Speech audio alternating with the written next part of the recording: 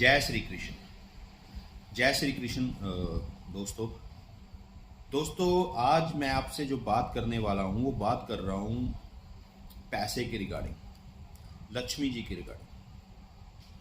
आपने देखा होगा कई बार हम बहुत मेहनत करते हैं, हम बहुत ज़्यादा पैसा इन्वेस्ट करते हैं, पर हमारे पास उतनी अच्छी रिटर्न नहीं आती। जहाँ हमारी कमाई तो बहुत अच्छी होती है, हमें इनकम बहुत अच्छी बनती होती है, पर हमारे घर वो पैसा रुकता नहीं है।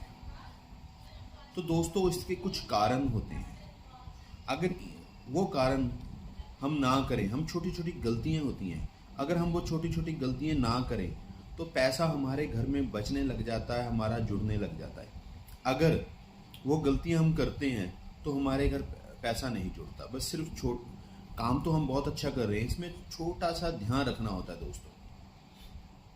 ऐसी कुछ छोटी छोटी बातें होती हैं, अगर हम उनमें ध्यान रखें तो होगा क्या, हमारा पैसा दिन दुगनी रात चौगनी तरीके से बढ़ने लग जाएगा। लक्ष्मी जी की कृपा हमारे घर बहुत ज़्यादा भरपूर रहेगी और हमारे घर जो हमारी कमाई है, जो हमारी इनकम है, वो हमारे अच्छे काम में लगेगी, हमारी जुड़ने लग जाएगी।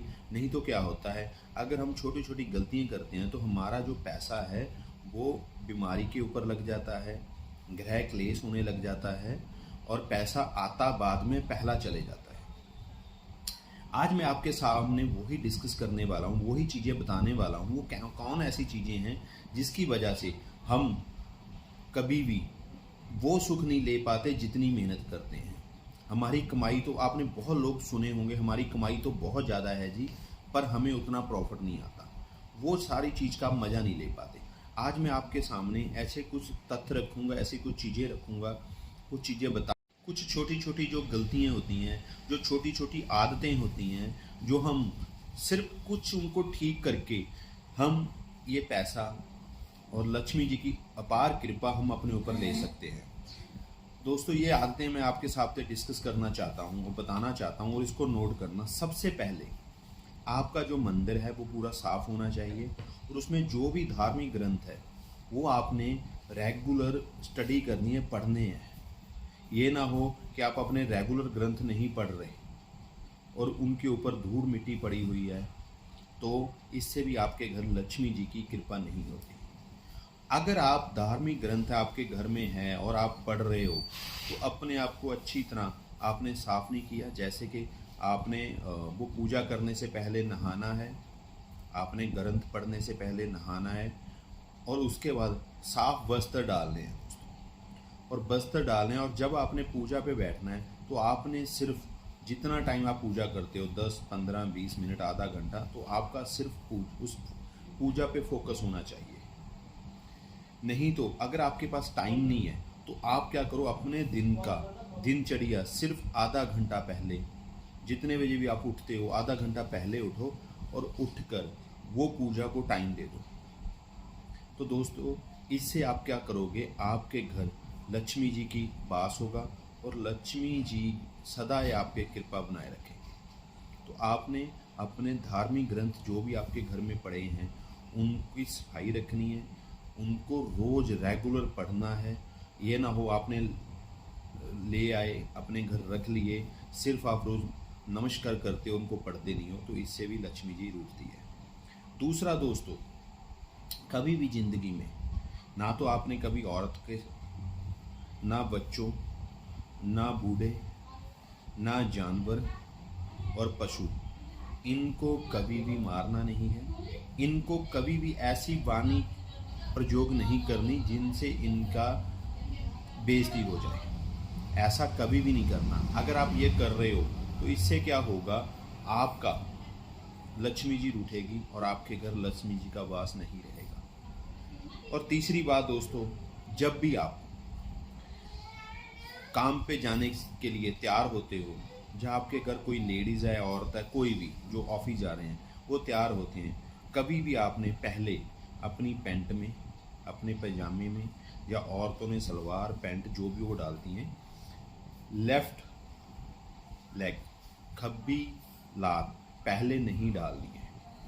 अगर आप जब भी रेडी हो रहे हो और अपनी पैंट या लेडीज सलवार, अगर लेफ्ट लेग खब्बी लात अगर पहले कर रहे हो तो वहाँ भी लक्ष्मी जी का नरादर होगा, जिससे आपका काम रुकेगा, काम में अड़चने आएंगी, पैसा नहीं रुकेगा।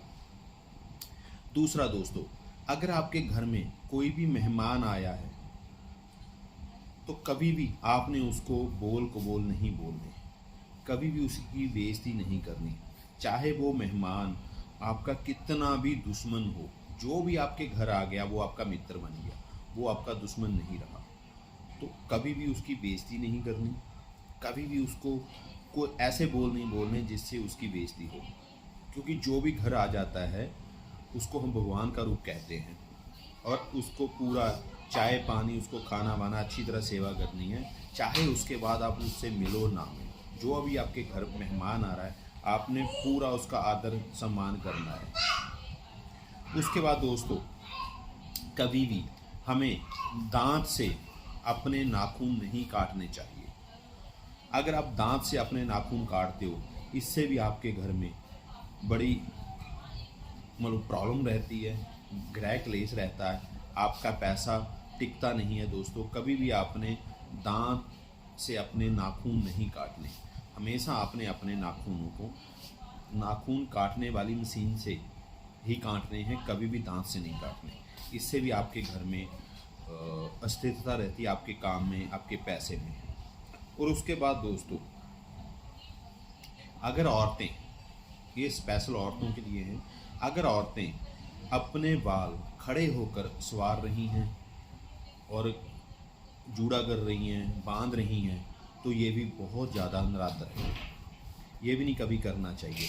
हमेशा हमें अपने बाल बैठ के बांधने हैं, हमेशा हमें अपने बाल लेडीज़ ने बैठ कर अपने बाल संवारने हैं, अपने बाल की कंघी वगैरह करनी है, बैठ के करनी है, खड़े होके नहीं करनी। चाहे आप जूड़ा कर रहे हो, चाहे आप उसको संवार रहे हो, साफ कर रहे हो, बैठ के करनी है, कंघी करनी है दोस्तों। उसके बाद अगर कभी भी आप वॉशरूम कर रहे हो, पेशाब कर रहे हो, चाहे औरतें हो चाहे मर्द हो, तो बात नहीं करनी, कभी भी किसी से बात नहीं करनी, आराम से। आखिरी चीज़ जो बहुत ज़्यादा ज़रूरी है, और ये बहुत ज़्यादा घर करते हैं, मैं देखता हूँ बहुत लोग ये करते हैं, कभी भी आपने खाना खाने के बाद आपकी जो थाली है उसमें अपने हाथ नहीं धोने।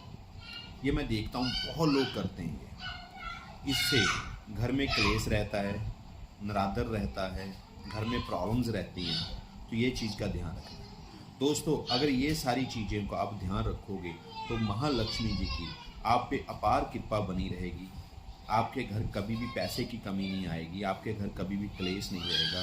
तो दोस्तों, आपने ये चीज़ों का ध्यान रखना है। अगर आपको किसी और चीज़ पे भी वीडियो चाहे तो आप मुझे कमेंट कर सकते हो, ताकि मैं उस पर वीडियो बनाऊँ। जय श्री कृष्ण, हरे कृष्णा, जय श्री।